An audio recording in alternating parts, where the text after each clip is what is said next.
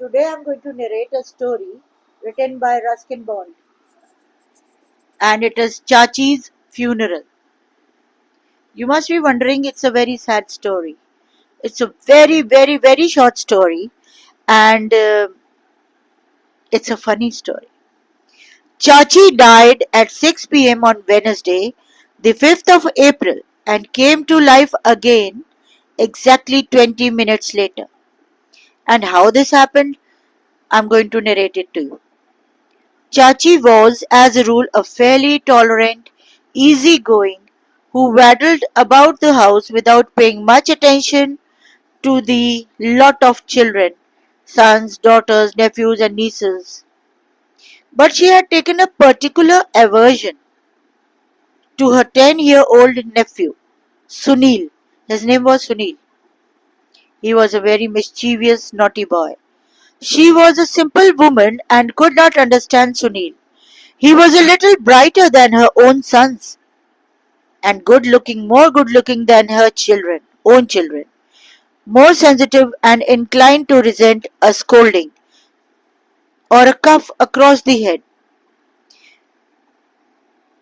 She resented to cook for the boy when his parents were out at office jobs. This led her to grumble more than was necessary, really necessary. Sunil sensed his aunt's jealousy and fanned its flames. He was a mischievous boy and did little things to annoy her, like bursting paper bags behind her while she dozed, or commenting on the width of her pajamas when they were hung out to dry. On the evening of the 5th of April, he had been in particularly high spirits. It was 5th of April, and feeling hungry, he entered the kitchen to eat some honey. But the honey was on the top shelf, and Sulil wasn't quite tall enough to grasp the bottle. He got his fingers to it, but as he tilted it towards him, it fell to the ground with a crash. Chachi reached the scene of the accident before Sunil could slip away. Removing her slipper, she dealt him 3 or 4 furious blows across the head and shoulders. After doing this, she sat down on the floor and burst into tears. Had the beating come from someone else, Sunil might have cried, but his pride was hurt, and instead of weeping, he muttered something under his breath and stormed out of the room. Climbing the steps to the roof, he went to his secret hiding place, a small hole in the wall of the unused barsati, where he kept his marbles, kite strings, tops, and a clasp knife. Opening the knife, he plunged in thrice into the soft wood of the window frame. I'll kill her, he whispered fiercely. I'll kill her, I'll kill her. Who are you going to kill, Sunil? His cousin Madhu listened to his murmuring. A dark, slim girl of 12 who aided and abetted him in most of his exploits. Sunil's Chachi was her mammy. It was a very big family. Chachi, said Sunil, she hates me, I know. Well, I hate her too. This time I'll kill her. How are you going to do it? He said, I'll stab with this. He showed her the knife. 3 times in the heart. But you'll be caught. This idea very clever. Do you want to go to jail? Won't they hang me? She said, they don't hang small boys. They send them to boarding schools. He said, I don't want to go to a boarding school. Then better not kill your Chachi. At least not this way. I'll show you how. Madhu produced pencil and paper, went down on her hands and knees, and screwing up her face in sharp concentration, made a rough drawing of Chachi.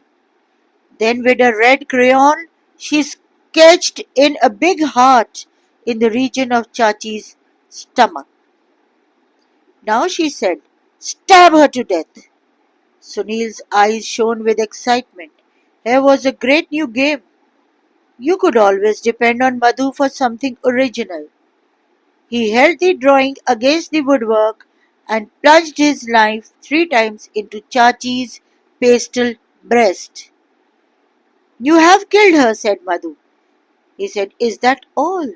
She said, Well, if you like, we can cremate her. He said, All right. She took the torn paper, crumpled it, and produced a box of matches from Sunil's hiding place, lit a match, and set fire to the paper. In a few minutes, all that remained of Chachi were a few ashes. Poor Chachi, said Madhu. Perhaps we shouldn't have done it, said Sunil, beginning to feel sorry. I know we'll put her ashes in the river. He said, What river? She said, Oh, the drain will do. Madhu gathered the ashes together and leant over the balcony of the roof. She threw out her arms and the ashes drifted downwards. Some of them settled on the pomegranate tree, a few reached the drain and were carried away by a sudden rush of kitchen water. He turned to face Sunil. Big tears were rolling down Sunil's cheeks. What are you crying for? Asked Madhu. He said, Chachi. I didn't hate her so much. She said, Then why did you want to kill her? He said, Oh, that was different. Madhu said, Come on then, let's go down. I have to do my homework. As they came down the steps from the roof, Chachi emerged from the kitchen. Oh, Chachi, shouted Sunil. He rushed to her and tried to get his arms her ample around her ample waist. She was oversized. Now what's up? Grumbled Chachi. What is it this time? Nothing, Chachi. I love you so much.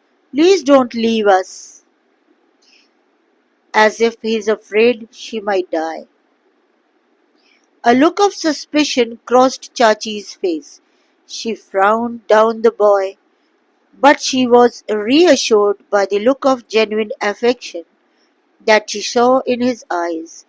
Perhaps he does care for me after all, she thought, and patting him gently on the head, she took him by the hand and led him back to the kitchen. This is how Chachi suddenly was killed. She died, and exactly after 20 minutes, she came to life again. Thank you so much.